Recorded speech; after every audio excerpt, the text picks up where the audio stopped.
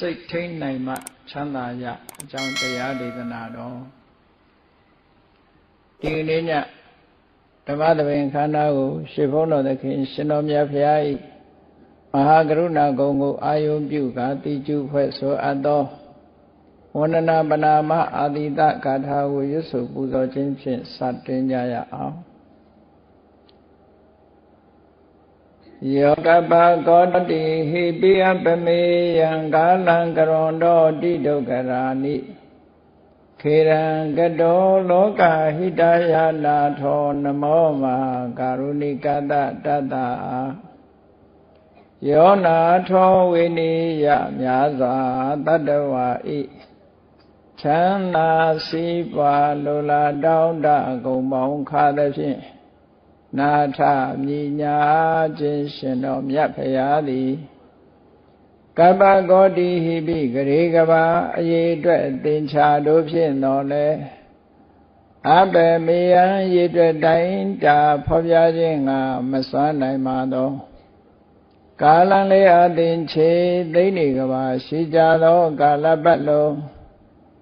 လောကဟိတယတတ္တလောကဤအကျိုးစီးပွားအလို့ငါအတိဒုက္ခရာနိဥ္စာသက်ချေလက်အင်္ဂါမေတ္တာကြီးမာသမိတာနှင့်တထာဇနီဆွန်ញင်းကြီးဟုကျက်တိထဝေငါးသွဲအစုအလွန်ခဲရင်တော်အမှုတို့ကိုကရွန်တော်ဖျားဖြစ်ရန်ဤတန်ကြိုးကုတ်အာထုတော်မူရသည်ဖြစ်၍ခေရန်လက်ချေမျက်လုံးအသက်ဆုံးလျက်နှလုံးစိတ်ဝံကိုရောဤပေမှန်ခြင်းတို့ကတောဘဝဒါနချိန်ဖန်များစွာရောက်တော်မူခဲ့ရရှာလေပြီမဟာကရုဏီကတတတ္တဝါများရင်ဝေသားကဲ့သို့တနာချစ်ခင်မဟာကရုဏာရှင်ဖြစ်တော်မူသောဒါသနာဒါသဝိနည်းများစွာတတ္တဝါဤချမ်းသာစီးပွားလိုလားတောင်းတဂုံပေါင်းခါသဖြင့်နာထအမြညာထိုရှင်တော်မြတ်ဖရာအားနမောယုတိပြောင်းပြော့မှန်ကိုလျော်၍ကရောယုကျိုးရှိခိုးခြင်းသည်အထုဘဝတုစင်စစ်မတွေ့ဖြစ်ပါစေတည်း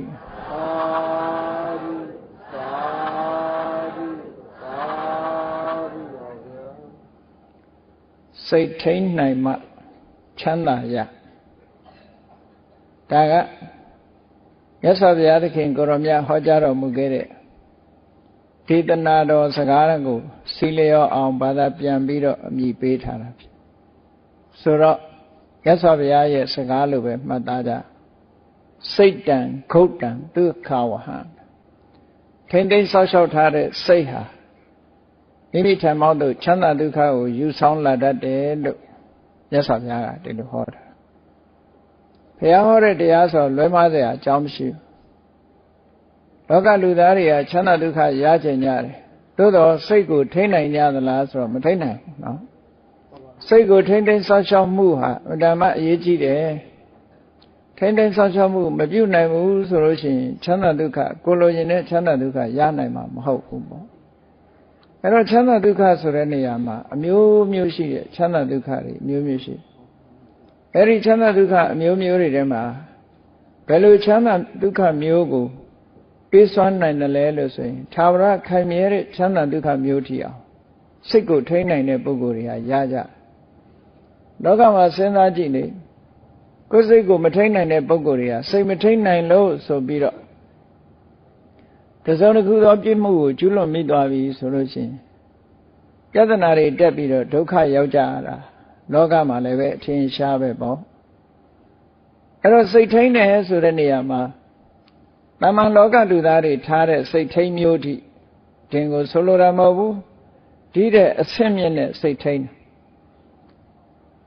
အဆင့်မြင့်တဲ့စိတ်ထိန်းဤတိုင်းထိန်းသိမ်းဆောက်ရှောက်မယ်ဆိုလို့ရှိရင်နိဗ္ဗာန်ချမ်းသာထိအောင်ချမ်းသာဒုက္ခတွေကိုရနိုင်တယ်လို့ဒီလိုဆိုလိုတာ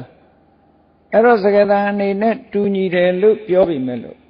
အနှစ်သာရပိုင်းကြတော့ကွဲပြားခြားနားမှုတွေရှိတယ်စိတ်ထိန်းတယ်ဆိုတာဘယ်အတိုင်းတာထိထိန်းရ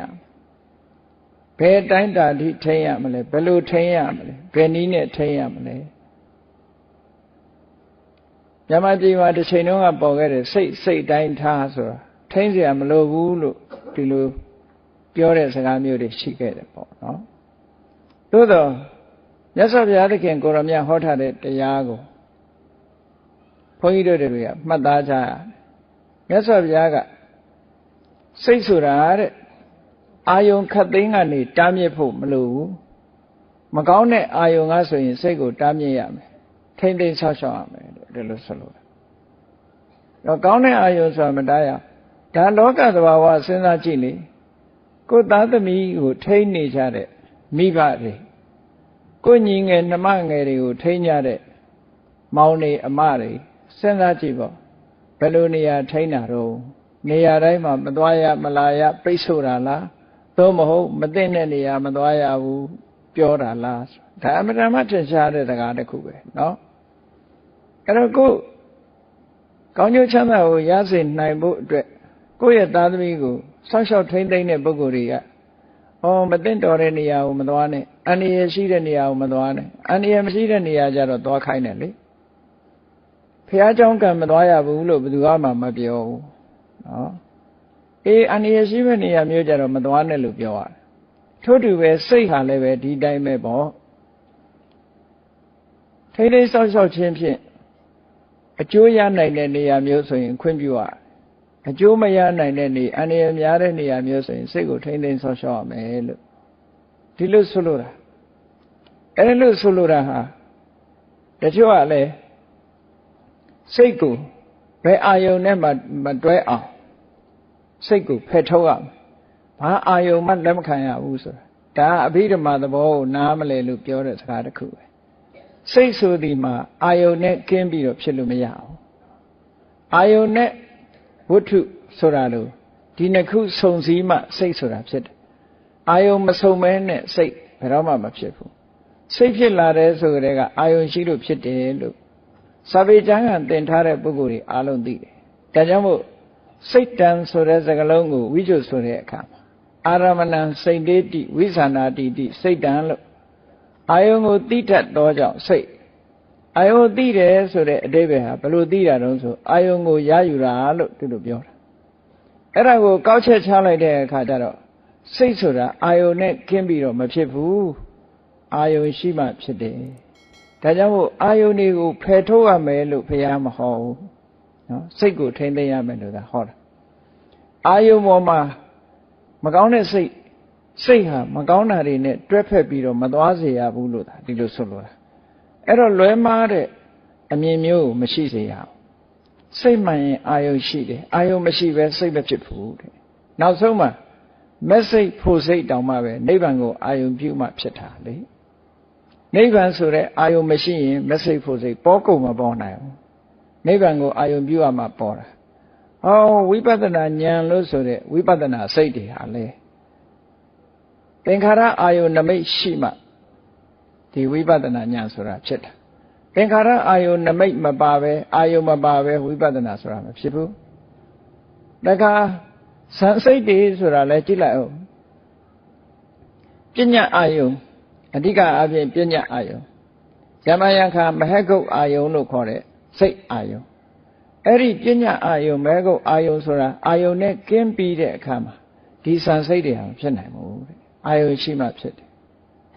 ဒါကြောင့်မို့လို့စိတ်ဆိုသမျှစိတ်ဟူသမျှဟာအာယုံနဲ့ကင်းပြီးတော့မဖြစ်ဘူးသို့တော့အာယုံနဲ့တွဲဖက်ပြီးတော့ဖြစ်လာတဲ့စိတ်မတွဲစေရမှာကဘာလို့ဆိုရင်လောဘနဲ့မတွဲစေရဘူးဒေါသနဲ့မတွဲစေရဘူးမောဟနဲ့မတွဲစေရဘူးအာယုံပေါ်မှာလောဘမဖြစ်အောင်ထိန်းတာကိုပဲစိတ်ထိန်းတယ်လို့ပြောတယ်အာယုံပေါ်မှာဒေါသမဖြစ်အောင်ထိန်းတာကိုပဲစိတ်ထိန်းတယ်လို့ပြောတယ်အာယုံပေါ်မှာမောဟမဖြစ်အောင်ထိန်းတာကိုပဲစိတ်ထိန်းတယ်လို့ပြောတယ်နော်အာယုံပေါ်မှာမာနတွေရစ်မှုမှုမရှိအောင်ထိန်းတာကိုပဲစိတ်ထိန်းတယ်လို့ဒီလိုဆိုတာအာယုံကိုထိန်းတာမဟုတ်ဘူးအားလုံးကြားဖို့ကြတဲ့ပဋ္ဌာန်းတရားတော်ထဲမှာလဲအာရမဏပစ္စယောဆိုတာရှိတယ်အာရမဏပစ္စယောဆိုတာအာယုန်ဒီစိတ်စေတသိက်တွေကိုထောက်ကူပြုနေတာအာရမဏတတ္တိဖြင့်ကျေစုပြုအာယုန်ဆိုတဲ့မိစရာမရှိလို့ရှိရင်စိတ်စေတသိက်တွေကဖြစ်ပေါ်လာနိုင်ခြင်းမရှိဘူး ဥပမာပါနဲ့ဥပမာပေးထားတော့ဆိုစိတ်ဆိုတာအားမရှိတဲ့အပြတ်နေတဲ့လူတယောက်နဲ့အလားတရတူတယ်အာယုံကဘာလို့ဆိုရင်တောင်ဝှေးတို့ဂျိုးတန်းတို့နဲ့အလားတရတူတယ်အားချိနေတဲ့ပုဂ္ဂိုလ်တရားဟာဂျိုးတန်းကိုဆွဲပြီးတော့မတ်တက်ရလို့ရတယ်နော်ဂျိုးတန်းကိုဆွဲပြီးတော့မှထလို့ရတယ်လို့နောက်ပြီးတော့တောင်ဝှေးကိုထောက်ပြီးမှထလို့ရတယ်ဒီလိုဆိုလိုတာပေါ့အဲ့တော့စိတ်ဟာလည်းပဲအာယုံကိုအမိပြုတ်ပြီးတော့မှစိတ်ဟာထလို့ရတယ်အနိုးဆိုမထနိုင်ဘူးမဖြစ်နိုင်ဘူးလို့ဒီအိဗယ်မျိုးကိုဆိုတာဒါကြောင့်မို့လို့စိတ်ကိုဒီအာယုန်နဲ့ကင်းအောင်လှုပ်เสียမလိုဘူးကင်းအောင်လှုပ်ရမှာကလောဘနဲ့ကင်းအောင်လှုပ်ရမယ်ဒေါသနဲ့ကင်းအောင်လှုပ်ရမယ်မောဟနဲ့ကင်းအောင်လှုပ်ရမယ်အာယုန်မှာလောဘမဖြစ်အောင်ဒေါသမဖြစ်အောင်မောဟမဖြစ်အောင်နေရမယ်လို့ဒီလို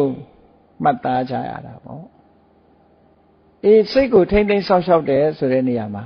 တမန်အဖြစ်ပြောမယ်ဆိုလို့ရှိရင်အာယုံမောကိုမသွားအောင်ဆောက်ရှောက်တာဒီလိုမဟုတ်ဘူးနော်တမန်အဖြစ်ပြောမယ်ဆိုလို့ရှိရင်ရူပယုံသတ္တယုံကဏ္ဍယုံရတ္တယုံဖုဒ္ဓပယုံဆိုတဲ့ဒီအာယုံတွေပေါ်မှာစိတ်မသွားအောင်ဆောက်ရှောက်တာလို့ထင်ကောင်းထင်လိမ့်မယ်မဟုတ်ဘူးအဲ့ဒီအာယုံတွေနဲ့တွေ့ပြီးတဲ့အခါမှာလောဘမဖြစ်အောင်ဒေါသမဖြစ်အောင်မောဟမဖြစ်အောင်ထိမ့်သိမ်းဆောက်ရှောက်တာကိုဆိုလိုတယ်အဲ့ဒီဟာကမှနီလန်မှန်တဲ့တရားလို့ပြောတာစဉ်းစားကြည့်ပေါ့မျက်စိဆိုတာမြင်စရာအာယုံရှိရင်မမြင်ပေဘူးလားမြင်မှာပေါ့မျက်စိဆိုတာကြည့်တာပဲလေကြည့်ရင်မြင်စရာအာယုံကိုမြင်မယ်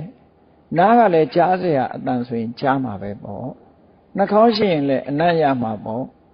လျှာရှိသည့်အတွက်ကြောင့်အရသာဆိုတာသိမှာပေါ့ခန္ဓာကိုယ်ရှိသည့်အတွက်ကြောင့်အထီးတွေ့ဆိုတာလာတာပေါ့အဲ့တော့ဒီမျက်စိနဲ့မမြင်ရဘူးနားနဲ့မကြားရဘူးနှာခေါင်းနဲ့မနှမ်းရှူရဘူးလျှာနဲ့မလဲရဘူးခန္ဓာကိုယ်နဲ့မထိတွေ့ရဘူးလို့ဒီလိုဆိုလိုတာမဟုတ်ဘူးအဲ့ဒါလို့ဆိုလိုတယ်ဆိုလို့ရှိရင်မျက်စိမမြင်တဲ့လူမျက်စိနဲ့အဆင်းအာရုံမမြင်ရဘူးလေအဲ့ဒါဆိုရင် तू နိဗ္ဗာန်ရမှာပေါ့မျက်ကန်းနေနိဗ္ဗာန်မရပြီဘူးလားမျက်စိနဲ့မြင်တဲ့အာယုံသူ့မှာလွတ်ကင်းတယ်နားမကြားရတဲ့လူရောအတန်မကြားရသည့်အတွက်ကြောင့်ကိလေသာငြိမ်းမှာပေါ့ဒီလိုမှမဆိုလိုတာနော်ဣန္ဒြိယဘာဝနာဆိုတဲ့တရားထဲမှာမြတ်စွာဘုရားဟောထားတာရှိတယ်ဣန္ဒြိယဘာဝနာဣန္ဒြေဆိုတာတခြားကိုပြောတာမဟုတ်ဘူးစာပေစကားနဲ့ပြောတာဣန္ဒြေဆိုတာမျက်စိနားနာလျှာကိုယ်စိတ်ဒီ6ခုဣန္ဒြေလို့ခေါ်တယ်နော်အရာထဲမှာပြောတဲ့ဟိုဣန္ဒြေရရနေတဲ့ဣန္ဒြေမရဘူးဆိုတဲ့စကားမျိုးဆိုလိုတာမဟုတ်ဘူးဒီမှာဣန္ဒြေဆိုဒီမှာမျက်စိကလည်းဣန္ဒြေပဲနားကလည်းဣန္ဒြေပဲဒါအရာစကားနဲ့ပြောတာပေါ့မျက်စိကဣန္ဒြေနားကဣန္ဒြေနှာခေါင်းလျှာကိုယ်စိတ်ကဣန္ဒြေဘာကြောင့်ဣန္ဒြေလို့ခေါ်တာတုံးဆိုအစိုးရလို့ဣန္ဒြေလို့ခေါ်တာဘာကိုအစိုးရတာတုံးဆိုရင်ကြည့်မျက်စိကမြင်သိစိတ်ကိုဆိုရတယ်ဘယ်လိုဆိုရအောင်ဆိုမျက်စိမုံနေမယ်ဆိုလို့ရှိရင်မြင်သိစိတ်ဟာကြီးကြီးလင်းလင်းမဖြစ်နိုင်ဘူးမျက်စိကထိန်းချုပ်ထားတဲ့သဘောပေါ့နော်မျက်စိအမြင်ကောင်းပြီဆိုလို့ရှိရင်မြင်သိစိတ်ဟာကြီးတယ်နားကလည်းပဲဒီလိုပဲနားကဒီကြားသိစိတ်ကိုသူကထိန်းချုပ်နိုင်တယ်ဘယ်လိုထိန်းချုပ်တာတော့ဆိုရင်ကြီးကြီးလင်းလင်းပြက်ပြက်သားသားကြားရရင်ကြားသိစိတ်ဟာကြည်လင်ပြတ်သားမယ်ဟောနားကမကြည်လင်ဘူးဆိုလို့ရှိရင်ကြားသိစိတ်ဟာလည်းမကြည်လင်ဘူးအဲ့တော့သူ့ပေါ်မှာမှီပြီးတော့နေရတာကိုပဲထိန်းချုပ်တယ်အစိုးရတယ်လို့ဒီလိုဆိုတာကဲဆိုပါစို့ဥပမာပို့ပြီးတော့ထင်ရှားအောင်အိမ်တိုင်းဟာလူတွေကြည့်တယ်မှန်မရှိဘူးလားကဲအဲ့ဒီမှန်ကကြည်လင်နေတယ်ရှင်မှန်ထဲမှာရုပ်ပုံဟာပြီးပြင်းလာနော်အကယ်၍မှန်ကမှုံဝါးနေမယ်ဆိုလို့ရှိရင်ရုပ်ပုံပြီးပြင်းမှာမလားမပြီးပြင်းဘူးအဲ့ဒါဘယ်သူကနေထိန်းချုပ်ထားတာတော့ဆိုမှန်ကထိန်းချုပ်တာလို့ပြောတာဟုတ်ကဲ့လားမှန်ကနေပြီးတော့ဒီရုပ်ပုံပြီးမှုမပြီးမှုကိုမှန်ကနေပြီးတော့ထိန်းချုပ်နေတာဒီလိုဆိုလို့တာအဲ့တော့ အိန္ဒြိယအိန္ဒြေဆိုတဲ့စကားလုံးဟာလည်းပဲအဲ့ဒီလိုထိန်းချုပ်မှုကိုဆိုလိုတာဒါအဓိပ္ပာယ်မှန်ကိုနားလည်ဖို့လိုအပ်တယ်ပေါ့အဲ့တော့စိတ်ကိုထိန်းချုပ်တယ်စိတ်ကိုထိန်းချုပ်တယ်လို့ဆိုတဲ့နေရာမှာဘာကိုထိန်းချုပ်ရမှာလဲဆိုလို့ရှိရင်အာယုန်နဲ့ဆက်ဆက်ပြီးတော့ဖြစ်ပေါ်လာတဲ့စိတ်တွေလောဘနဲ့မတွဲအောင်ဒေါသနဲ့မတွဲအောင်မောဟနဲ့မတွဲအောင်မာမနာတွေအိတ်တာတွေမစ္စရိယတွေနဲ့မတွဲအောင်ဒီလိုထိန်းချုပ်တာကိုစိတ်ကိုထိန်းချုပ်တယ်လို့ပြောတယ်စိတ်တိုင်းကိုထိန်းချုပ်ရမှာလည်းမဟုတ်ဘူးပေါ့ထိန်းချုပ်เสียမလိုတဲ့စိတ်ရှိတယ်ထိန်းချုပ်เสียလိုတဲ့စိတ်ရှိတယ်ဒီလိုဆိုလိုတာပေါ့နော်ကိုယ်စိတ်လေးဟာမကောင်းတဲ့ဘက်သွားရင်ကောင်းတဲ့ဘက်သွားအောင်လုပ်ရဟောမိဘတွေကသားသမီးကိုစောင့်ရှောက်တဲ့အခါမှာဟဲ့ဒီလမ်းမသွားနဲ့ဒီလမ်းကအန္တရာယ်ရှိတယ်ဟိုလမ်းမသွားနဲ့ဟိုလမ်းကအန္တရာယ်ရှိတယ်ဒီလူနဲ့မပေါင်းနဲ့ဟိုလူနဲ့မပေါင်းနဲ့ဟောအန္တရာယ်ရှိတာဆိုရင်တားမြစ်ပေးတယ်လို့ကိုယ်စိတ်လေးကိုယ်လည်းပဲအဲ့လိုတားမြစ်ပေးရမှာဒါကြောင့်မို့မြတ်စွာဘုရားကစိတ်ကိုအာယုံအလုံးကနေတားရမှာမဟုတ်ဘူးတဲ့မကောင်းတဲ့အာယုံကသာတားရမယ်ကောင်းတဲ့အာယုံကြတော့ခွင့်လွှတ်ရမယ်ဒီလိုဆွလို့တာပေါ့နော်အဲ့တော့စိတ်ကိုထိန်းလင်စိတ်ကိုထိန်းနိုင်မှချမ်းသာရတယ်ဆိုပထမစိတ်ရဲ့သဘောကိုစဉ်းစားကြည့်ကြရအောင်မြတ်စွာဘုရားကသုတ္တန်ဒီမှာဟောထားတာရှိတယ်ပေါ့စိတ်နဲ့ပတ်သက်ပြီးဟောထားတာရှိတယ်သူထုတတံစိတ်ဆိုတာအမှန်တမ်းမြင်မို့ခက်တယ်မြင်မို့ခက်တယ်ဆိုတာအတိညာမပါလို့ရှိရင်စိတ်ကိုမမြင်နိုင်ဘူးစိတ်ရဲ့သဘာဝကိုမမြင်နိုင်ဘူးအတိညာရှိမှမြင်တာလူတွေကပြောတာနေတာငါစိတ်နဲ့နော်စိတ်ကဘယ်လိုဖြစ်လာတယ်ဆိုတာသိကြမှသိပါလေစိတ်ဖြစ်လာပုံမြင်မှုအမှန်တမ်းခက်တယ်စိတ်ဆိုတာပြီးတော့မြင်ရတဲ့အသင်္တရံရှိတာလည်းမဟုတ်ဘူးလေစိတ်ကသာအသင်္တရံရှိနေမယ်ဆိုလို့ရှိရင်စိတ်ဆိုတာညတကောင်လဲလျှောက်သွားခြင်းသွားနေမှာပဲလူကအိတ်နေပြီမဲ့လို့စိတ်ကအိတ်ချင်မှအိတ်တာဟုတ်ကဲ့လူကအိမ်ထဲမှာထိုင်းနေပြီမဲ့လို့စိတ်ကအပြင်ရောက်ပြီးလျှောက်သွားနေတာအဲ့တော့အကယ်၍သာပုံတရံရှိမယ်ဆိုလို့ရှိရင်ခွေးတောင်ဟောင်းတော့ပေါ့စိတ်ကမမြင်ရဘူးမမြင်ရသည့်အတွက်ကြောင့်စိတ်ဟာပဂတိပဲရှိတယ်မမြင်ရတယ်လို့ပဲအသိဉာဏ်နဲ့လည်းပဲသိဖို့တမ္မာပုဂ္ဂိုလ်တွေဖို့မှာစိတ်ရဲ့သဘာဝကိုသိဖို့အမှန်တမ်းခက်ခဲတယ်ဒါကြောင့်သူထုတတအလုံးကိုမြင်ဖို့ခက်ခဲတယ်လို့ဒီလိုပြောတာလူတွေကငါစိတ်နဲ့ပြောနေပြီမဲ့လို့စိတ်ဘယ်လိုဖြစ်တယ်ဆိုတာသိကြမှသိမှာဟုတ်အဲ့တော့စိတ်ကလေးပေါ်လာပုံကိုစဉ်းစားကြည့်ပေါ့ဘယ်လိုပေါ်လာတာလဲလို့ဆိုတာစိတ်ပေါ်လာပုံလေးကိုကိုယ်သဘောပေါက်အောင်ကြည့်သဘောပေါက်အောင်ကြည့်ဆိုတာတရားဆိုတာကိုယ်ခန္ဓာနဲ့ဆက်ဆက်ပြီးတော့ဖြစ်နေဒါမို့ကိုယ်တိုင်နားလည်အောင်ကြိုးစားအထောက်တရားဆိုတာအဝေးကိုသွားမရှာရဘူးကိုယ်ခန္ဓာကိုယ်ထဲမှာပဲရှာဒါကြောင့်မို့လို့ပြောကြတယ်လေတရားရှာကိုယ်မှာတွေ့ဆိုတာခန္ဓာကိုယ်ထဲမှာပဲကြည့်ရကဲကိုယ့်ကိုယ်ပြန်ကြည့်လိုက်ဘုန်းကြီးတို့တွေမှာဘာပါတော့ဆိုမျက်စိပါတယ်ပါတာလေးတွေကစကြည့်လိုက်မျက်စိပါတော့မြင်စရာအာယုံကိုမမြင်ဘူးလားနော်မျက်စိနဲ့မြင်စရာအာယုံနှစ်ခုစုံလိုက်တယ်စုံလိုက်တာနဲ့မြင်ပြီးတော့သိတဲ့စိတ်ကလေးပေါ်လာမိတ်ထားလို့ရှိရင်မျက်စိမိတ်ထားမယ်မြင်စရာအာယုံမရှိဘူးဆိုရင်မြင်သိစိတ်မပေါ်ဘူးအဲ့တော့ဒါစိတ်ပေါ်လာပုံ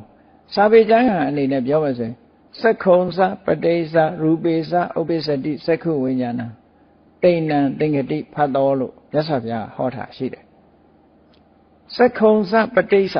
စက္ခုဆိုတာမျက်လုံးစာသန်နဲ့ပြောမယ်ဆိုရင်တော့စက္ခုပတ္တာရယုတ်ပေါ့မျက်လုံးအကြည့်လေးကိုပြောတာမျက်လုံးနဲ့အဆင်းအာယုံမျက်စိနဲ့မြင်စရာအာယုံဒီနှစ်ခုစုံလိုက်လို့ရှိရင်ဘာဖြစ်လာတော့ဆို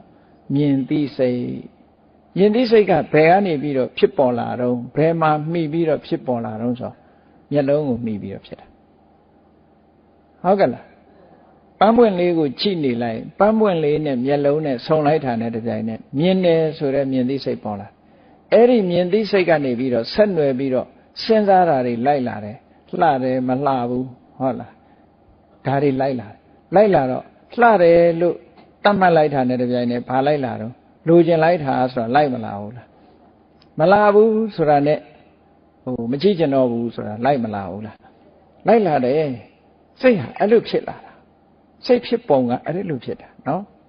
မြတ်စွာဘုရားကကြည်ပါဠိတော်တွေမှာရှင်းရှင်းလေးဟောထားတာမျက်စိနဲ့အစဉ်အာယုံကိုအကြောင်းပြုပြီးတော့မြင်သိစိတ်ဖြစ်တယ်ဆိုတော့ဘယ်နှခုရှိသွားတော့၃ခု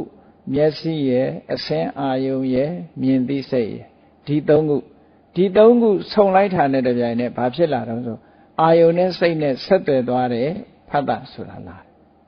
စက္ကဝိညာဉ်စိတ်နဲ့အတူတကွဖြစ်လာတာအဲ့ဒီဖတ်တာနော်ဖတ်တာဆိုတာကြည့်ပဋိစ္စသမုပ္ပါဒ်ကိုကြည့်အလုံးပဋိစ္စသမုပ္ပါဒ်ကိုကြားနာဘူးထားမယ်ဆိုရင်သိတယ်တလယရဏပိစ္ဆေယဖတ်တော်တယ်တလယရဏဆိုတာမျက်စိတဲ့မျက်စိနာနာလျှာကိုယ်စိတ်ဒီ6ခုကိုခေါ်တာအဲ့ဒါကိုဘာ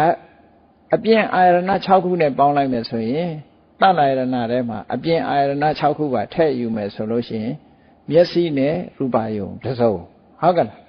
မျက်စိနဲ့အဆင်းကတစ်စုံနားနဲ့အတန်ကတစ်စုံနှာခေါင်းနဲ့အနံ့လျှာနဲ့အရသာခန္ဓာကိုယ်နဲ့အထိတွေ့စိတ်နဲ့ဓမ္မအာယုံဟောအားလုံးပေါင်းလိုက်တဲ့အခါဒီအတွင်းက6ခုအပြင်က6ခုဆိုတော့ပေါင်းလိုက်တော့ဘယ်နှခုရှိအဲ့ဒါကိုအာယရဏ6ပါးလို့ပြောတာအဲ့တော့အာယရဏ6ပါးဆိုတာစာအုပ်ထဲသွားရှာရတာမဟုတ်ဘူးကိုယ်တဏ္ဍာမှာမြင်အောင်ကြည့်နော်တရားဆိုတာကိုယ်တဏ္ဍာမှာရှိတာကိုဘုရားဟောတာဓမ္မလက်တွေ့အသုံးချတတ်တာနှုတ်ဆိုရင်တခြားကိုသွားအသုံးချရတယ်ထင်နေတတ်တယ်ကဲမျက်စိနဲ့အစဉ်ဒီနှစ်ခုဆုံလိုက်တာနဲ့ဘာဖြစ်လာတော့ဆိုစက္ကဝိညာဉ်စိတ်လေးမြင်သိစိတ်လေးပေါ်လာတယ်အဲ့ဒီမြင်သိစိတ်လေးကဘာကိုမှီပြီးတော့ဖြစ်တာတော့ဆိုမျက်လုံးကိုမှီပြီးတော့ဖြစ်တာဒီပြင်နေရာပေါ်တာမဟုတ်မျက်လုံးကပေါ်တာနော်ဒါကြောင့်မို့စက္ခုဝတ္ထုကိုမှီတယ်လို့စာဆိုတာကဲ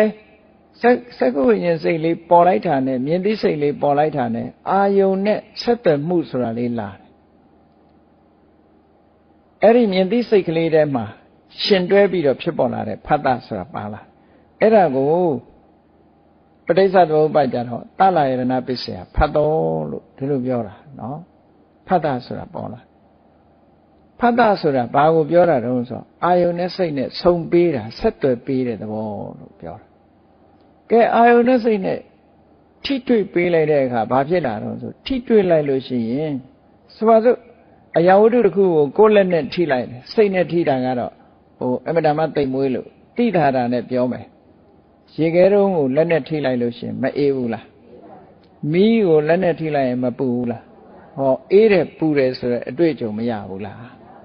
အဲ့ဒါလို့အာယုန်နဲ့စိတ်နဲ့ဆုံပေးတာလက်နဲ့ရေခဲတုံးထိတယ်လို့လက်နဲ့မီးခဲထိတယ်လို့ဒီအာယုန်နဲ့စိတ်ကိုဆုံပေးလိုက်တာကိုဖတ်တာလို့ပြောတာနော်အဲ့ဒါလို့ဆုံပေးလိုက်တဲ့အခါကျတော့လက်နဲ့ရေခဲတုံးနဲ့ထိလိုက်တဲ့အခါအေးတဲ့မခံနိုင်လောက်အောင်အေးလို့ရှိရင်ဒုက္ခဝေဒနာဖြစ်တာပေါ့။နှွေရသည်ဆိုလို့ရှိရင်အေးလိုက်တာဆိုဒုက္ခဝေဒနာဖြစ်တာပေါ့။ကဲမီးကိုသွားထိတဲ့အခါကျမခံနိုင်လောက်အောင်ပူတဲ့အခါကျတော့ဘာဖြစ်တော့ဒုက္ခဝေဒနာဖြစ်တာပေါ့။ကိုယ်လက်ကအေးနေလို့ပူတာလေးကိုရှာလို့ထိလိုက်တဲ့အခါကျတော့ဒုက္ခဝေဒနာဖြစ်တာပေါ့။ဒီလိုမဖြစ်ဘူးလား။အဲ့တော့ဖတ်တာပိစ္ဆေယဝေဒနာလို့မလာဘူးလား။ပရိစ္ဆသမုပ္ပါဒ်ဒါလူတွေရဲ့သဘာဝကိုပြောတာနော်စကလုံးတွေကအရက်ထဲကစကလုံးမဟုတ်သည့်အတွက်ကြောင့်တို့နဲ့မဆိုင်သလိုလိုရိတ်တာဘက်ကစကားလိုလိုဖြစ်နေတတ်တယ်နော်အဲ့တော့ဒီတရားဆိုတာလူရှိနေရင်တရားရှိနေမှာပဲပေါ့ကိုယ်တဏ္ဍာမှာရှိတဲ့တရားကိုသိအောင်ကြိုးစားဒါကြောင့်တရားနာရတယ်တရားပွဲတွေလုပ်တယ်ဆိုတာအိမ်မှာနေရတာပြင်းလို့တရားလာနာတာမဟုတ်ဘူးအသိဉာဏ်ရအောင်လာနာတာနေတတ်ထိုင်တတ်ဖို့အတွက်တရားနာကြရတယ်ဘောဓုတရအောင်ဖះဟောတဲ့တရားတွေကိုသိပြီးတော့စိတ်ထားထက်လာအောင်လာပြီးတော့တရားနာကြတရားနာပြီးတော့ဒီတိုင်းမေးပြောက်ပြီးတော့ပြန်ရမှာမဟုတ်ဘူးဒီတရားထဲမှာပါတဲ့ကိုလိုက်နာရမယ်ဟာတွေကိုလိုက်နာရမယ်ရှောင်ရမှာတွေကိုရှောင်ရမယ်ဆောင်ရမှာဆောင်ကိုလက်တွေ့ဘဝမှာအသုံးချလို့ရတာကြီးပဲအသုံးချလို့မရတာတခုမှမရှိဘူးတရားကဲကြည့်မျက်စိနဲ့အစဉ်အာယုံဆုံလိုက်မှမြင်သိစိတ်ပေါ်တယ်မဆုံခင်ကဒီမြင်သိစိတ်ကလေးဂျိုရှိနေတာလားဆိုမရှိဘူးဆုံပြီးတဲ့နောက်လည်းပြတ်သွားတာပျောက်သွားတာနော်ဒီဟာကိုမရှင်းဘူးဆိုလို့ရှိရင်နားထောင်ကြည့်စောင်းနဲ့လက်နဲ့မတီးခင်က ဆောင်းကျိုးထဲမှာဆောင်းအိုးထဲမှာတခြင်းတန်တွေရှိသလားမရှိဘူးလားလက်နဲ့တီးခတ်လိုက်တဲ့အခါမှာလက်ရယ်တီးတဲ့လက်ရယ်ဆောင်းအိုးရယ်ဆောင်းကျိုးရယ်ဒီသုံးခုပေါင်းလိုက်တဲ့အခါဘာဖြစ်လာတခြင်းတန်လေးထွက်လာတီးတဲ့တခြင်းတန်ထွက်လာငကိုအားရှိနေတာထွက်တာလားမရှိတာထွက်တာအေးမြင်သိစိတ်ဆိုတာငကိုအားရှိနေတယ်မြင်သိစိတ်မဟုတ်ဘူးမျက်စိနဲ့အဆင်းအာရုံနဲ့ဆုံလိုက်လို့ထွက်လာတဲ့မြင်သိစိတ်စောင်းတံပေါ်လာတယ်လို့ပေါ်လာတာပေါ်လာပြီးပဲရောက်သွားတော့ပျောက်သွားတာဒီမြင်သိစိတ်လေးကလည်းပေါ်လာပြီးရင်ပဲဖြစ်သွားတော့ပျောက်သွားတာပဲအနိစ္စဆိုတာအဲ့ဒါကိုပြောတာနော်အနိစ္စရဲ့သဘောဟာငကိုကရှိနေတာမဟုတ်ဘဲနဲ့ဖြစ်လာတယ်ဖြစ်လာပြီးတဲ့နောက်မှာလည်းပျောက်သွားတယ်ဒါကိုအနိစ္စလို့ပြောတာပျောက်သွားပြီးတဏှာသွားစုနေတာလည်းမဟုတ်ဘူးမဖြစ်လာခင်ကတဏှာမှာအစင်းနဲ့ပုံနေတာလည်းမဟုတ်ဘူးငါဥပမာတစ်ခုကိုစဉ်းစားကြည့် gas မီးချစ်လေးလူတိုင်းသိတယ် gas မီးချစ်ထဲမှာမီးရှိလားမရှိဘူးဒါဖြင့်မီးပဲကရမီးကဘာကြောင့်ဖြစ်တုံးဆိုအကြောင်းပေါင်းစုံလို့မီးဖြစ်တာဟုတ်ကဲ့လားအကြောင်းပေါင်းစုံက gas မီးချစ်ထဲမှာ gas ရှိတယ်နော် gas မီးချစ်ထဲမှာဘိန်းလုံးနဲ့အောက်ခံနှစ်ခုဖိပုတ်လို့ရှိရင်မီးပူနိုင်တဲ့အရာတစ်ခုရှိတယ်လက်နဲ့ဖိပုတ်တယ်ဆိုဟောဒီအကြောင်းသုံးခုစုံမှဘိန်းကလေးတတ်ထားရုံနဲ့လည်းမီးမထွက်ဘူး gas လေးထည့်ထားရုံနဲ့လည်းမီးမထွက်ဘူးလက်နဲ့ဖိမချစ်မချင်းမီးမထွက်ဘူးမို့လားအေးအဲ့ဒါလိုပဲဘုန်းကြီးတို့တွေမှာမျက်စိလည်းရှိနေတယ်ပြင်ပကမြင်စရာအာယုန်တွေလည်းရှိတယ်သို့တော့ဒီနှစ်ခုမစုံဘူးဆိုရင်မြင်သိစိတ်ပေါ်ပါမလားမြင်သိစိတ်မှမပေါ်ဘူးဆိုလို့ရှိရင်ကြည့်ဆက်သွယ်မှုဆိုတဲ့ဖတ်တာလည်းပေါ်မလာဘူးဖတ်တာပေါ်မလာဘူးဆိုလို့ရှိရင်ခံစားမှုဆိုတဲ့ချမ်းသာတာလားဆင်းရဲတာလားဆိုတဲ့ခံစားမှုတွေကလည်းမပေါ်လာဘူးဖတ်တာပစ္စယဝေဒနာဟုတ်ကဲ့ဖတ်တာပေါ်မှဝေဒနာဆိုတာပေါ်လာဟောအဲ့ဒါလို့ပေါ်လာတော့ဘာဖြစ်လဲလို့ဆိုရင်လူတွေကဒုက္ခဆိုတဲ့ချမ်းသာခံစားမှုလေးပေါ်တဲ့အခါကျတော့နောက်ထပ်ခံစားခြင်းနဲ့အတွေးတွေမဝင်လာဘူးလားအဲ့ဒါကိုပြောတာဝေဒနာပစ္စယတဏှာဒီလိုဆိုလိုတာနော်ဒါဖြင့်ဒုက္ခနဲ့ဆုံတဲ့အခါကျတော့ဘယ်လိုတွေးတုံဆိုဒုက္ခနဲ့ဆုံပြန်တော့လေဝေဒနာပစ္စယတဏှာဒုက္ခဝေဒနာပစ္စယလည်းတဏှာပဲဘာလို့တဏှာဖြစ်တုံဆိုဒုက္ခကိုလိုချင်တာမဟုတ်ဘူးဒီဒုက္ခကိုဖယ်ရှားပြီးချမ်းသာဒုက္ခကိုမျှော်ပြန်တာပဲလူဆိုတာဆင်းရဲတဲ့လူကလည်းဘာကိုမျှော်တော့ချမ်းသာတာကိုမျှော်တာချမ်းသာတဲ့လူကလည်းဘာကိုမျှော်တော့ချမ်းသာတာကိုပဲမျှော်တယ်ဒါကြောင့်မို့လို့ဝေဒနာပစ္စယတဏှာလို့ဒီလိုပြောတာဒါသဘာဝတရားတွေဖြစ်ပုံကဒီတိုင်းပဲဖြစ်တာနော်ကောအဲ့ဒီနေရာမှာထိမ့်ချုပ်ခိုင်းတယ်စိတ်ကိုထိမ့်စိတ်ကိုထိမ့်ဆိုတာဘယ်တိုင်းတာကိုဘယ်နေရာကိုထိမ့်တာတုံးဆိုဝေဒနာပစ္စယတဏှာအဲ့ဒီနေရာကိုထိမ့်ခိုင်းတာဒါကိုသဘောပေါက်ဖို့လိုတယ်နော်မြင်သိစိတ်ကိုသွားထိမ့်เสียမလိုဘူးမြင်သိစိတ်ကြောင့်ဖြစ်ပေါ်လာတဲ့မြင်သိစိတ်နဲ့သုံးခုစုံလို့ဖြစ်လာတဲ့ဖတ်တာကိုထိမ့်เสียမလိုဘူးဝေဒနာဆိုတာကိုထိမ့်เสียမလိုဘူးလိုတာကပါလေဝေဒနာပစ္စယတဏှာဆိုတာကိုထိမ့်ရတယ်ဟုတ်ကဲ့လားတဏှာလိုချင်တာရရင်တဏှာလိုချင်တာမရလို့ရှိရင်ဒေါသဟောဒီတစ်ခုကလာတာဒီပြင်အကုသိုလ်တွေလည်းအဲ့ဒီနေရာမှာဝင်လာတာပဲတဏှာခေါင်းဆောင်ပြီးဝင်လာလို့ရှိရင်မာနတွေတို့ဒိဋ္ဌိတွေတို့တခြားအိတ်သားတွေတို့မစ္စရိယတွေတို့ဆိုတာတွေနောက်ကနေပြီးတော့စိတ်ကူးစိတ်တန်းထဲမှာဆွဲပြီးတော့အကုန်ပါလာတတ်တယ်အဲ့ဒါတွေကိုထိန်းခိုင်းတာတဲ့စိတ်ထိန်းနဲ့စိတ်ထိန်းနဲ့ဆိုတာဒါပြောတာနော်အဲ့တော့ဒီလိုသိဖို့ကမခက်ဘူးလားတာမန်ပုဂ္ဂိုလ်တွေဆိုလို့ရှိရင်စာမသင်ရလို့ရှိရင်ဒီလိုသိဖို့ခက်တယ်ဒါကြောင့်မို့လို့စိတ်ဆိုတာပညာဉာဏ်နဲ့မြင်ဖို့အမှန်တမ်းခက်လို့သူ့ထုတ်တတ်တာအလွန်ကိုမြင်ဖို့ခက်ခဲတဲ့တရားဖြစ်တယ်သူနိပုဏအလွန်တိမ်မွေ့တယ်နည်းနည်းတယ်မြင်ဖို့ခက်တယ်သို့တော့ဒီစိတ်ကလေးဟာသူ့အကြောင်းသိဖို့မြင်ဖို့ခက်ပေမဲ့လို့ယထကာမနိပါတိနာကိုလိုချင်တဲ့အာယုန်ဒီပေါ်မှာသူဖြစ်ချင်တယ်လို့အာယုန်ရှိတဲ့နေရာကိုတွားရောက်တတ်တဲ့သဘောရှိတယ်ပေါ့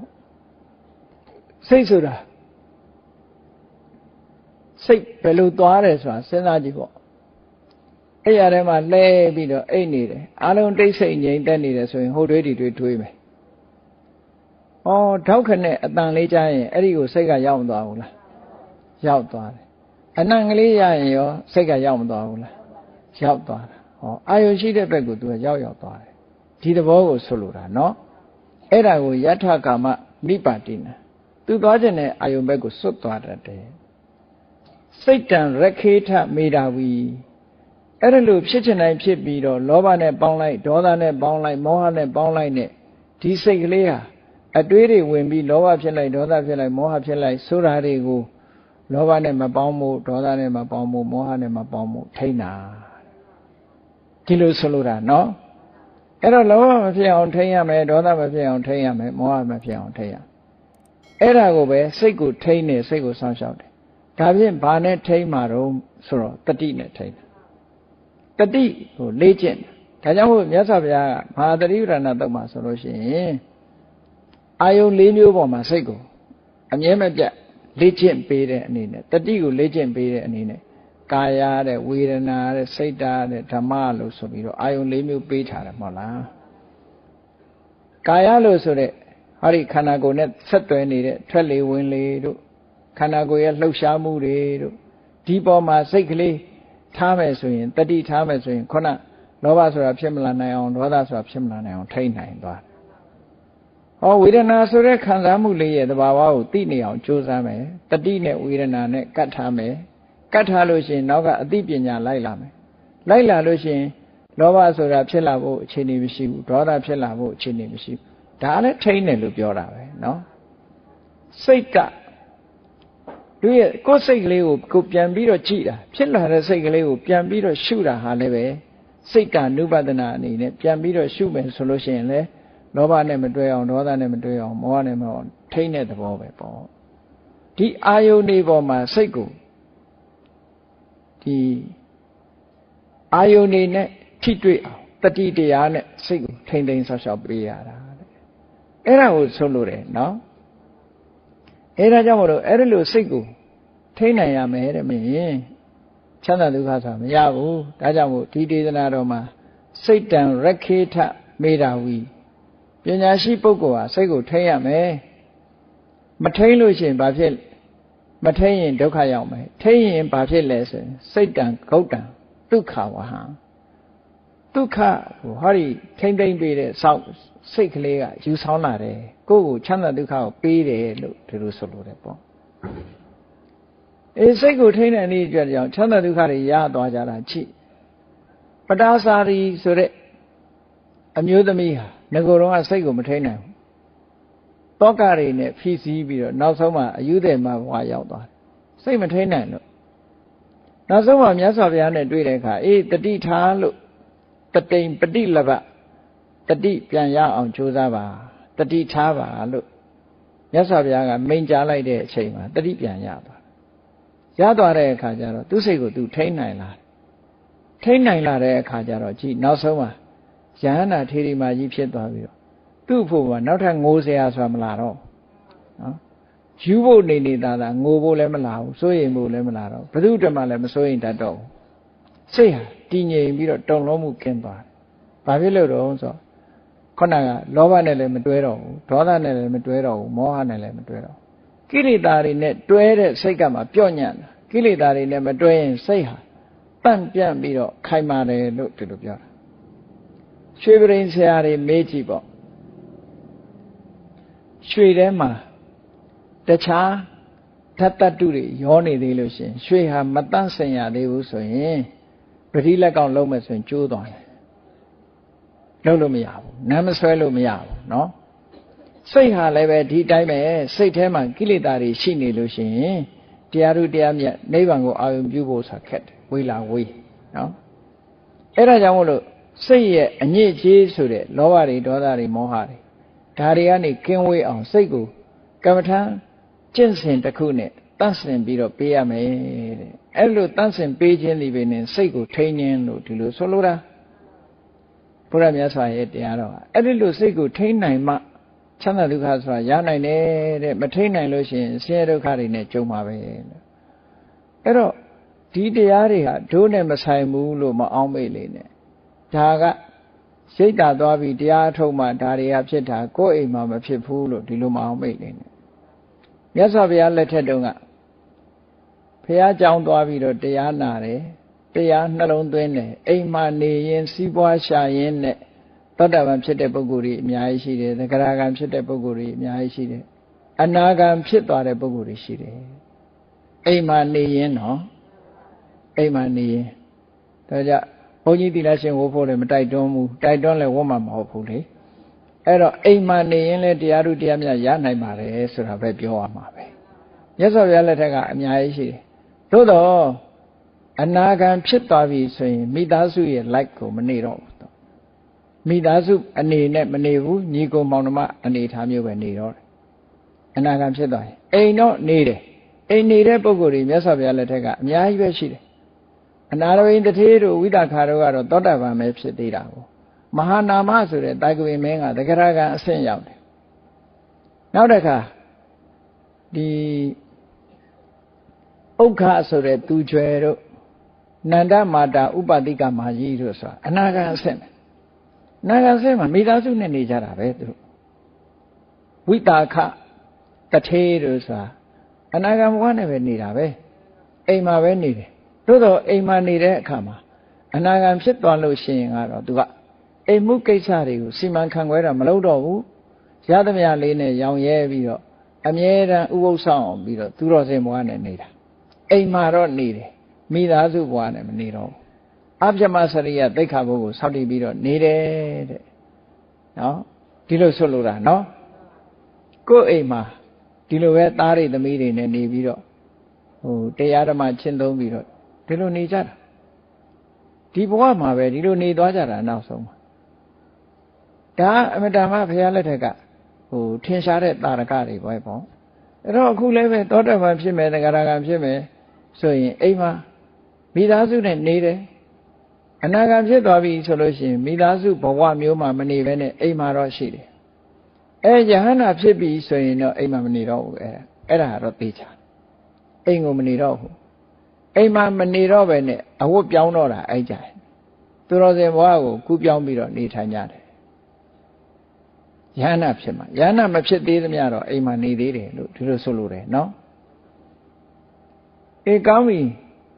စိတ်ကိုထိန်းတာဟာချမ်းသာဒုက္ခတွေကိုမြောင်များစွာ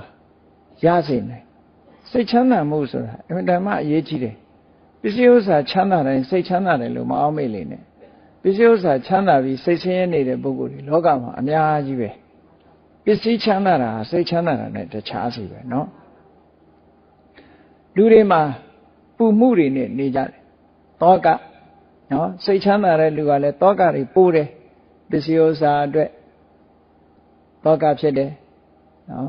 ပစ္စည်းဥစ္စာအတွက်တောကဖြစ်တယ်သားသမီးရှိတဲ့ပုဂ္ဂိုလ်ကသားသမီးအတွက်တောကဖြစ်ရတယ်เนาะကားရှိတဲ့ပုဂ္ဂိုလ်ကကားအတွက်တောကဖြစ်တယ်တိုက်ရှိတဲ့ပုဂ္ဂိုလ်ကတိုက်အတွက်တောကဖြစ်တယ်အားလုံးဟာတောကလေးတွေနဲ့ပဲနေကြတာအဲ့ဒီတောကဆိုတာဒေါမနတပဲဒေါသနဲ့ရှင်တွဲပြီးတော့ဖြစ်ပေါ်လာတဲ့ခံစားမှုဝေဒနာတစ်ခုပဲပေါ့အဲ့ဒါလည်းပဲအကုသိုလ်ပဲပေါ့ဒါကြောင့်မလို့တောကကင်းအောင်နေခြင်းလို့ရှိရင်ဘာလုပ်ရမလဲလို့ဆိုရင်တွေ့တာမှုတွေကိုရှောင်ရတယ်တွေ့တာမှုရှိလေလေတောကကြီးလေလေတွေ့တာမှုကြီးလေလေတောကကြီးလေလေတွေ့တာမှုရှိသူတိုင်းတောကရှိတယ်ရှောင်လဲလို့မရဘူးတစ်ပင်ရှိရင်တစ်ရိပ်ရှိမှာပဲပေါ့ဘာဖြစ်လို့တော့ဆိုတောကဆိုတာတွေ့တာမှုရဲ့အရေးပဲလေသူကတွေ့တာမှုကိုမဖြောက်ဖဲနဲ့တောကဆိုတာဖြောက်လို့မရဘူးတဲ့နော်စဉ်းစားကြည့်ပေါ့ဒီတဲ့ထင်ရှားတဲ့ဥပမာလေးတစ်ခုပြောမယ်ကိုကအိမ်တစ်လုံးပိုင်ထားတယ်ဆိုပါစို့ဟောအဲ့ဒီအိမ်တစ်လုံးပိုင်ထားတဲ့အခါဆောင်းရာသီတို့နွေရာသီတို့ဗမာပြည်မှာ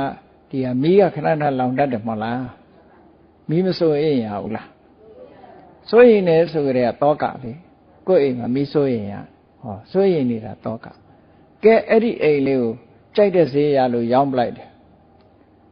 ရောင်းပလိုက်တဲ့အခါကျတော့အဲ့ဒီအိမ်လေးပေါ်မှာတောကဖြစ်သေးလားဘာလို့တော့ကိုမမပိုင်တော့တာကိုဟာလို့မတတ်မှတ်တော့ဘူးလေအဲ့တော့ကိုဟာလို့တတ်မှတ်မှတောကဆိုတာဖြစ်တာအဲ့ဒါကြောင့်မို့လို့ အဲ့တော့တလောကလုံးကိုကိုယ့်ဟာလို့မတတ်မှတ်နဲ့ကိုတောင်ကိုယ့်ဟာလို့မတတ်မှတ်ဘူးဆိုလို့ရှိရင်တောကဘယ်သူ့အတွက်မှဖြစ်တော့ဘူးလေဒါကငါသားဒါငါသမီးဒါငါပစ္စည်းဒါငါအမေဒါငါအမငါမောင်နှမစသဖြင့်ငါနဲ့သိမ့်ပိုက်ထားတာမှန်တယ်များတောကဖြစ်เสียကြီးပဲနောက်ဆုံးမှာငါဆွေမျိုးငါတငယ်ချင်းဆိုတာပါသေးတယ်ငါပစ္စည်းငါဥစ္စာဟောအဲ့ဒါလို့တွေ့တာမှုကိုအခြေခံပြီးတော့ထင်မြင်ယူဆမှုသိမ့်ပိုက်မှုတွေရှိနေသေးသမျှကာလပတ်လုံးသူတို့အတွက်မှာတောကဖြစ်မှာပဲနောက်ဆုံးမှာလူတွေကပြောကြတယ်သူကတော့အပြိုကြီးတကိုယ်တည်းနေတာလူပြိုကြီးတကိုယ်တည်းနေတာစိုးရင်ကြဘာမှမရှိဘူးဆိုမလေးသားတော်ပေါ်သေးတယ်သူကနော်ကျိုးရှိပဲနဲ့ကျိုးရှုပ်တယ်ဆိုတာအဲ့ဒါခေါ်တာသူကပို့ပြီးတော့တောကများသေးတယ်တောကမရှိရင်ရှိတဲ့တောကသူရှာပြီးတော့ကြံပြီးတော့ထားလိုက်သေးတယ်အိမ်ပေါ်မှာတောကတွေတထွေးကြီးတင်ထားတာနော်အဲ့တော့တောကဆိုဒီမှာတွေ့တာမှုတွေကိုအခြေခံပြီးတော့လာတယ်နောက်ဆုံးဘယ်သူမှတွေ့ကြမရှိရင်ကိုယ့်ကိုယ်တွေ့တယ်လေကိုယ်တွေ့ရင်လည်းကိုယ့်အတွက်တောကပဲဖရာယန္တာဖြစ်သွားရင်စဉ်းစားကြည့်ဖရာယန္တာဖြစ်သွားပြီဆိုတာဟာဘယ်သူကိုမှမတွေ့ဘူးသူ့ကိုယ်သူလည်းမတွေ့တော့ဘူးသူ့အသက်ကိုလည်းမတွေ့ဘူးသူ့ခန္ဓာကိုလည်းမတွေ့ဘူးသူတွေ့เสียဆိုတော့ဘာမှမရှိတော့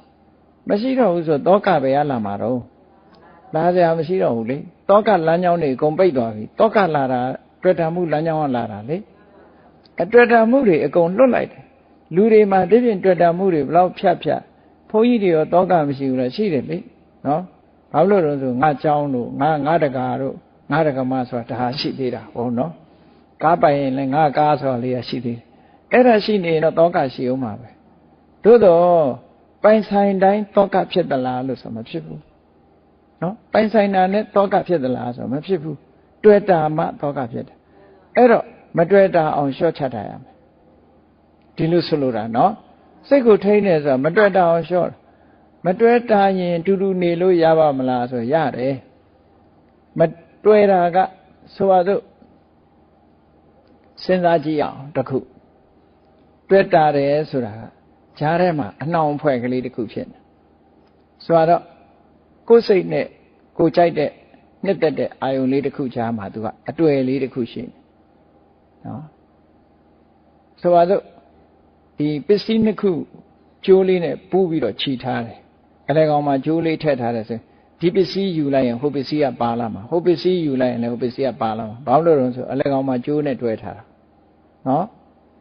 အဲ့ဒီတွဲထားတဲ့ကျိုးလေးကိုဖြုတ်လိုက်ဒီပစ္စည်းနှစ်ခုတစ်ခုဆွဲရင်ကျန်တာပါပါမလားအဲ့ဒီတည်းထင်ရှားတဲ့ဥပမာလေးတစ်ခုပြောမယ်စာရွက်ကလေး2ရွက်ထပ်ထားတဲ့အခါမှာဒီ1ရွက်ယူရင်1ရွက်ပဲပါတယ်2ရွက်လုံးမပါဒါပေမဲ့စာရွက်လေး2ခုကထိမနေဘူးလားတူတူထိနေတာသူကသူဈာထဲမှာဘာမှဒီတွေ့တာထားတာမရှိဘူးဆိုလို့ရှိရင်သူကလွတ်လပ်ကလေးပဲဘယ်ခါကင်လိုက်ပုတ်ကြည့်ရွေ့ဟုတ်ကလားဈာထဲမှာဂလူးကော်လေးထည့်ကြည့်လိုက်ပါလား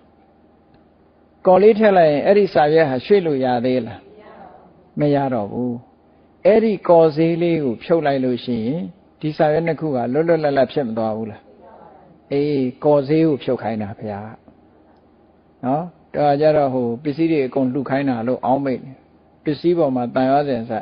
ပစ္စည်းဆိုတာသုံးဖို့ထားမှာပဲဟုတ်လားပစ္စည်းဆိုတာကိုချမ်းသာဖို့ကိုမိဘတွေချမ်းသာဖို့ကိုဆွေမျိုးတွေချမ်းသာဖို့ကုသိုလ်ကောင်းမှုပြုဖို့ပစ္စည်းဆိုတာရှိရပစ္စည်းရှိတိုင်းတွေ့တာတယ်လို့ပြောလို့မရဘူးမတွေ့တာပဲနဲ့လည်းရှိလို့ရတယ်လေအဲ့ဒါကိုအထင်လွဲပြီးတော့မြတ်စွာဘုရားကိုတောင်ဆွဆွဲတာတွေရှိတယ်လေတချို့ကဘုရားကျောင်းတော်ကိုလာတယ်မြတ်စွာဘုရားကိုကြည်ညိုတဲ့တကားတွေတထေးတွေကဆောက်လှူထားတာခန္ဓာကုတိတိုက်ဆိုတိတ်ကောင်းတယ်နော်တန်ဖိုးမဖြတ်နိုင်လောက်အောင်ယရနာတွေနဲ့စီချဲပြီးတော့ဆောက်လုပ်ထားတာ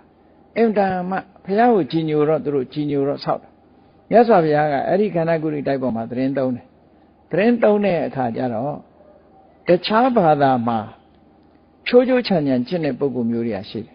ဘယ်လောက်ထီအောင်ချိုးချံတော့ဆိုအဝတ်တောင်လက်မခံဘူးတုံးလုံးနေတယ်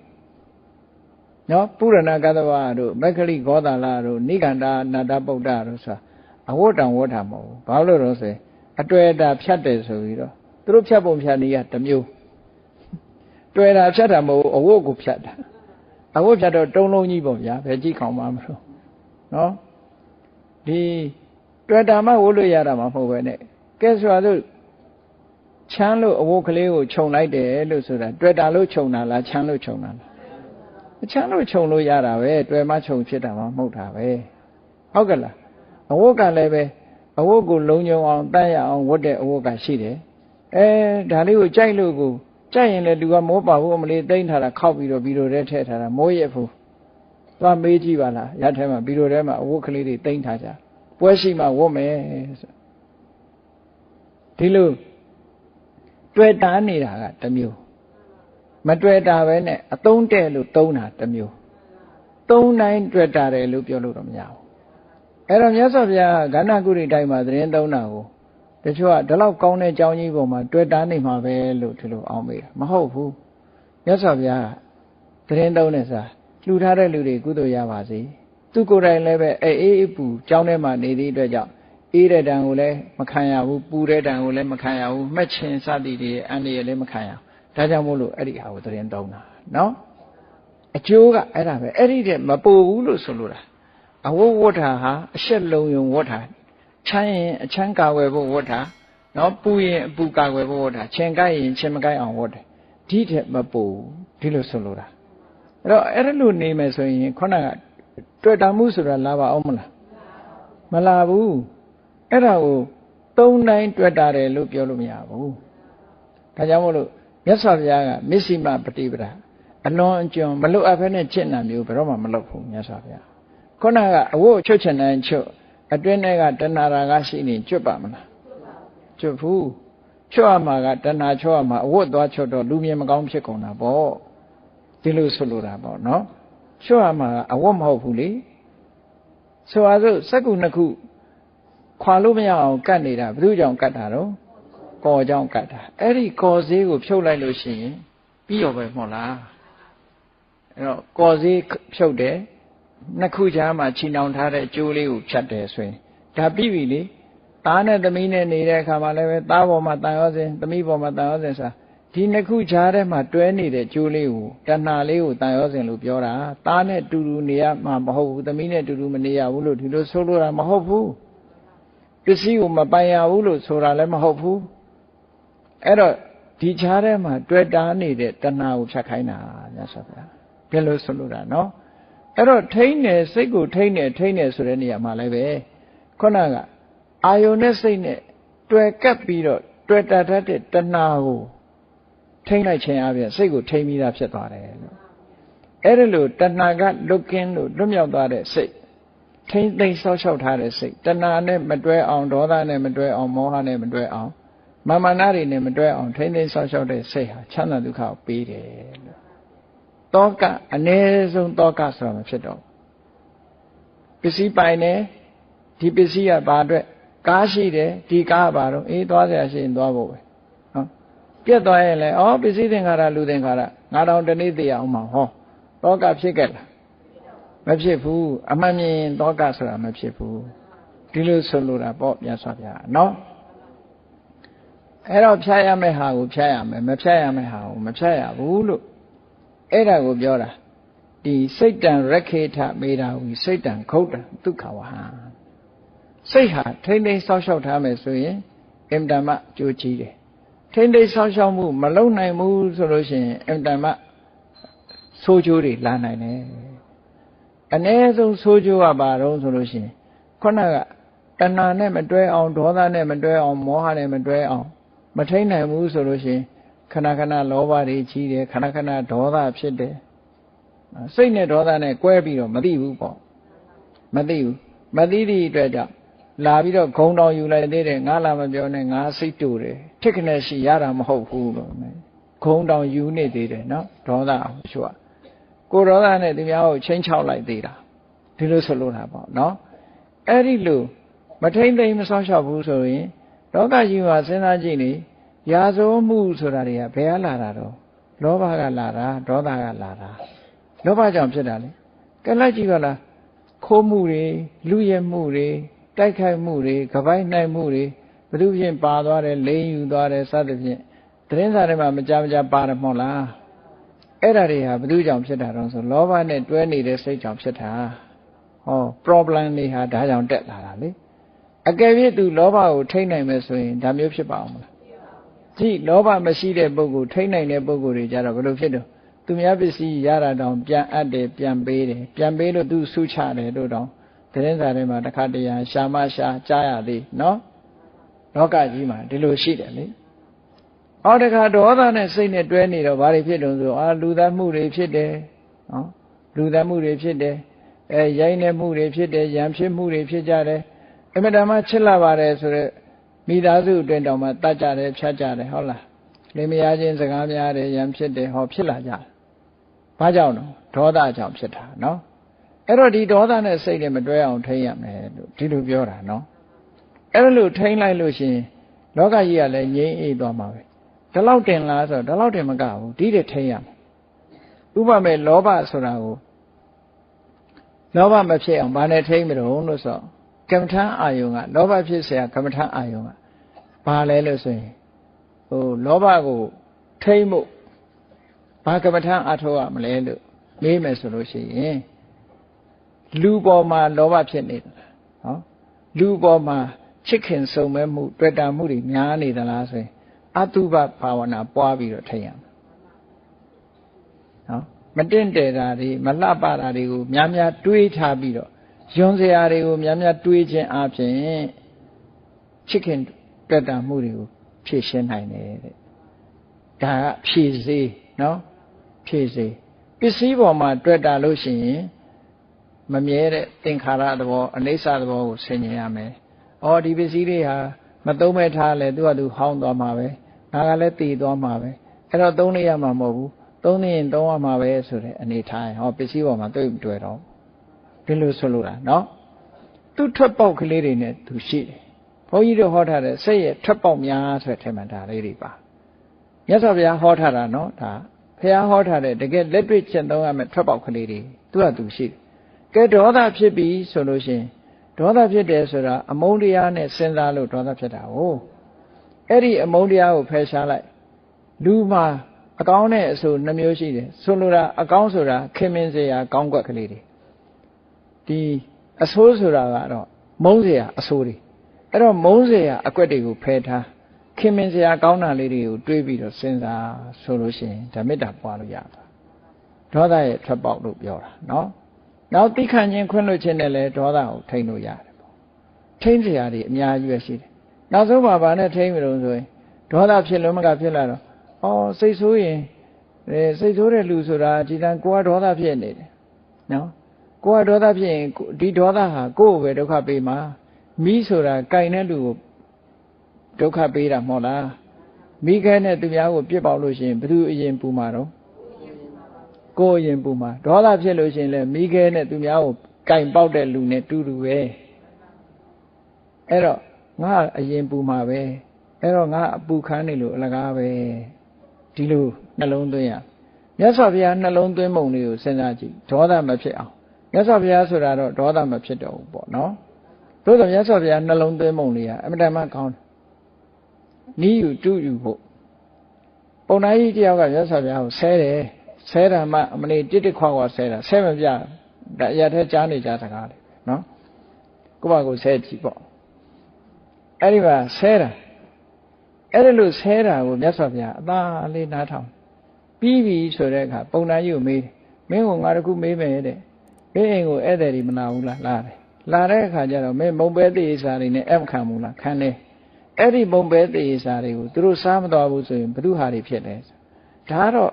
ကိုယ့်ဟာပဲပေါ့လို့ပြောတော့အေးမင်းကငါ့ကိုဆဲရေးခြင်းဖြင့်အခန္ဓာမင်းဆဲတာတွေငါတခုမှမယူဘူးမင်းမှမင်းပြန်ယူတော့လို့ပြောလိုက်အဲ့ဒီမှာသဘောကျသွားတာလက်မခံတဲ့လက်ဆောင်တဲ့ဒါလာပေးတယ်လေလာပေးတဲ့လက်ဆောင်ကိုလက်မခံဘူးမကြားကြအောင်ဆောင်းနေလိုက်တယ်မကြားအောင်နေလိုက်တယ်ဟောဒါကမှတကယ်သိခံမှုအစ်စ်လို့ခေါ်တယ်နော်လောကမှာလူတယောက်ကကိုယ်လာဆဲလို့စိတ်ဆိုးလို့ရှိရင်လက်ခံရရောက်တယ်အတိမပြုလို့ तू စဉ်းစားတာလေငါ့ကိုဆဲနေတယ်လို့ तू ကအတိမပြုတာအတိမပြုလိုက်ကြတဲ့လက်ခံတယ်လို့အထိပ္ပယ်မရဘူးလား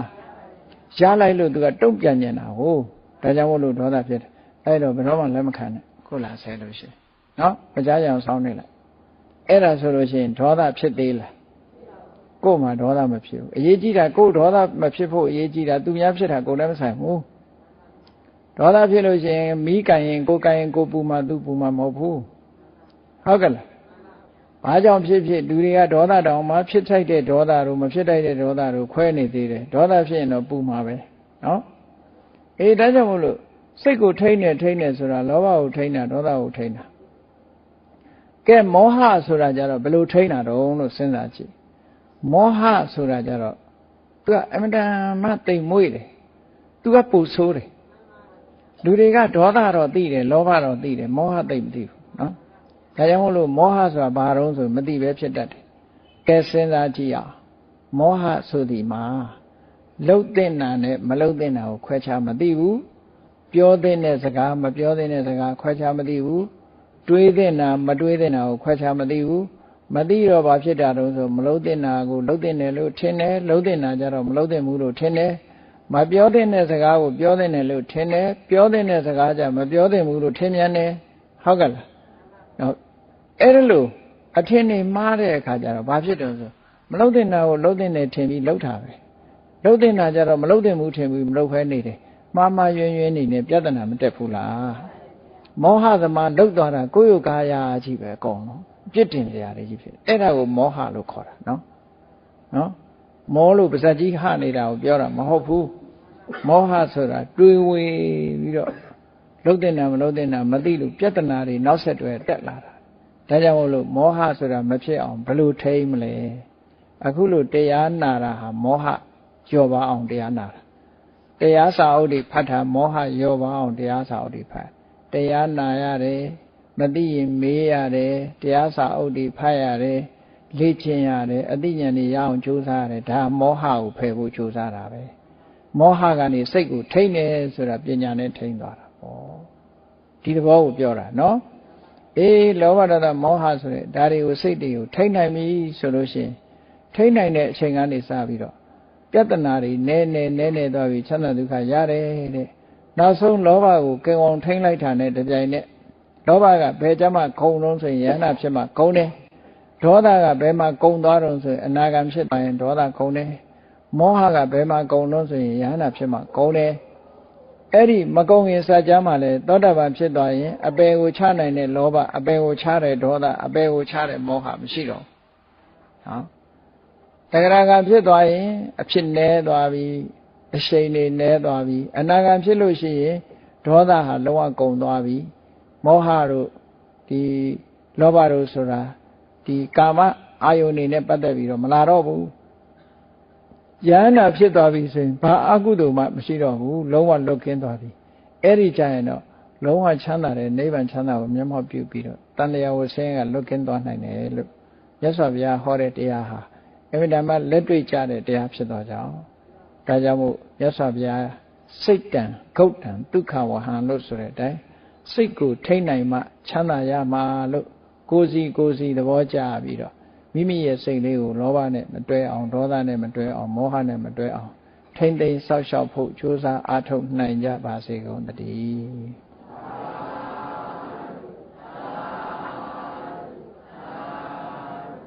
ကဲမေတ္တာပို့ရအောင်တတ္တဝါများစွာဘေးရန်กว่าချမ်းသာကြပါစေတတ္တဝါများစွာဘေးရန်กว่าချမ်းသာကြပါစေမေတ္တာရေချမ်းသုံးကားဖြံငြိမ်းချမ်းကြပါစေမေတ္တာရေချမ်းသုံးကားဖြံငြိမ်းချမ်းကြပါစေသက်ရှိချမ်းသာစိတ်ချမ်းသာလူရဆန္ဒပြည့်ပါစေသက်ရှိချမ်းသာစိတ်ချမ်းသာလူရဆန္ဒပြည့်ပါစေဘုံလန္တာဒုက္ခပင်ကစားမေတ္တာပုံနေဒုသင်္ကမမနောတရတိတဝေတံဘဝယန္တုဒုက္ခန္တကာမေတ္တာပုံနေဒုသင်္ကမ စုပေါင်းပုအမေတ္တာရဟုရောင်ပြူပါဝင်းငွေလာမင်းနှင့်ရောင်ချင်းရှဲယုံပေါင်းဆောင်ရအခြင်းကြောင့်တဗ္ဗေတံကျွမ်းမဲ့ဥတုံလုံးစုံများစွာတတ္တဝါတို့၏မနောတရာသည်မြင်မြတ်ဖြူစင်အေးကြည်လင်းသည့်ရေစင်ပြည့်တင်းစိတ်နှလုံးတည်ဟုသောရေအိုင်ကြီးအတွင်၌ဒုက္ခပင်ကသာစင်ထာဝရအေမြကြည်သာတာယာပွင့်လန်းချမ်းသာဒုက္ခတည်ဟုသောကုမုဒ္ဒရာကြာပန်တို့သည်ဖုံးလန္တာဝန္တာရွှင်မြူဝမုံလူလျက်ကြည်နူးပွဲကြုံဖူးပွင့်ကြကုန်သည်ဖြစ်ပေသူကံတကလေအောင်လေးတဲ့ရောရှက်သင်ပြန့်ပီတိတိဟုသောယနန်းတို့သည်ဘဝယံတုကောင်းစွာမသွေကြိုင်လံ၍နေကြပါစေကုန်တည်း